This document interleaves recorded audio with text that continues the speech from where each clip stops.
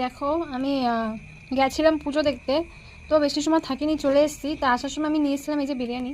এই যে দেখো আমাদের এখানে বিরিয়ানির কোয়ান্টিটি দেখো। এই যে 100 টাকার বিরিয়ানি মনে হচ্ছে বলো? দেখো 100 টাকার বিরিয়ানি নিয়ে এসেছি, বাট কোনো ব্যাপার না, খেতে তো হবেই। তো এই যে নিচ্ছি আলু, একটু চিকেন, এটা চিকেন বিরিয়ানি, একটু চিকেন আর এই যে বাইট।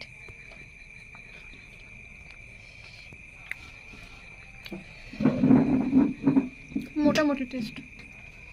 এই যে এটার ভিতরে ঘি নয়, শুধু তেল। এই যে দেখতে পাচ্ছ, শুধু তেল, ঘি নয় এটা, দেখছো? দেখো শুধু তেল। সেকেন্ড বাইট আমার, তো আবার আলু, একটু চিকেন, তার উপরে পেঁয়াজ, শসা দেবো না, ব্যাস।